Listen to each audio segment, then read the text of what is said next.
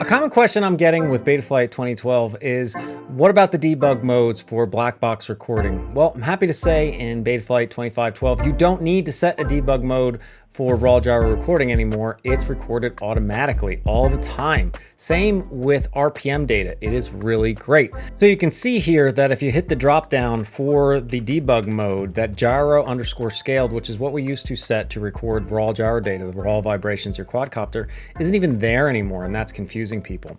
The reason it's not there is because you don't need it. Like I said before, this gyro unfiltered is right down here at the bottom.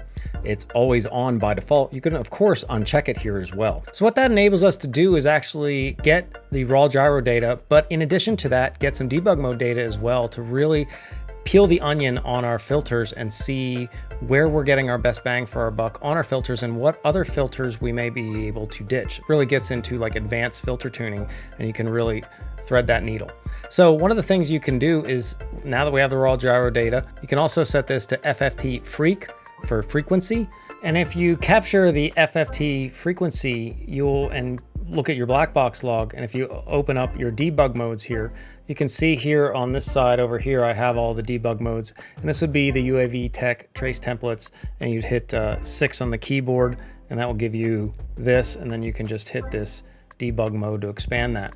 Long story short, you can use it to see where the dynamic notches are and what the raw noise is coming into the dynamic notch filter. So how is that practical and useful? It's really for advanced filter tuning kind of stuff, right? That's what we're here for black box.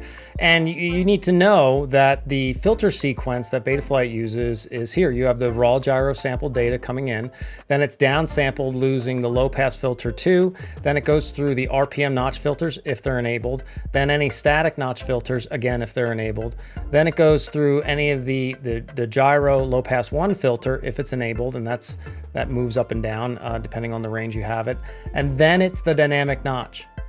So this noise that we see here, that's after all these other filters, and you can tell, for example, if do you even need to use the dynamic notch? Because if you go through all these other filters and then this spectrum is pretty empty, then you probably don't need that much dynamic notch filtering.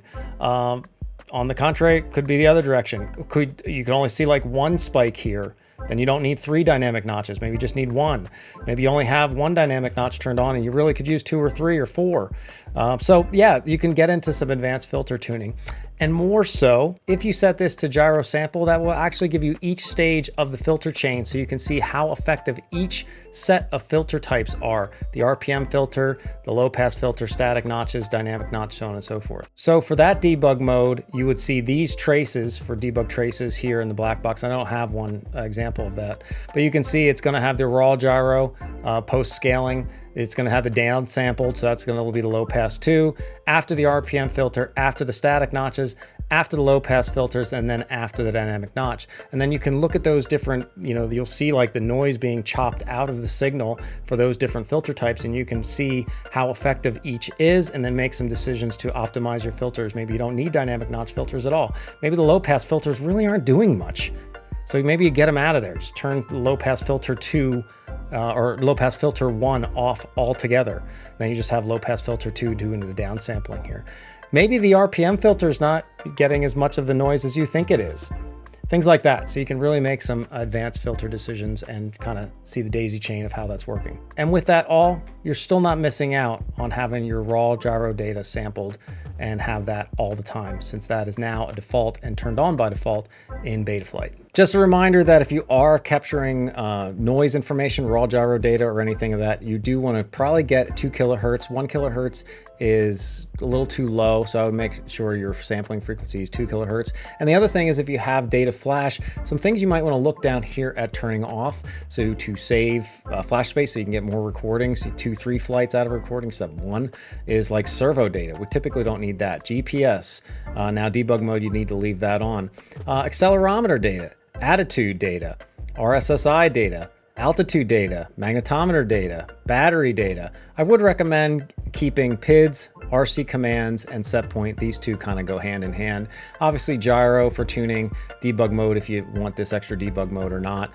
Motors would be good, RPM data would be good, and of course gyro filtered, what we came here for and talked about. So that's it, pretty short and simple. If you're interested in a video of how you can connect to your flight controller using your Android phone through Bluetooth, if your flight controller has Bluetooth, check out this video in the upper right. That one goes through the awesome new feature in Betaflight's new progressive web app that you can use on your Android phone and connect to Bluetooth flight controllers right in the field. And you can set all this stuff that we just did right here, right easily in the field. Check it out. See you there.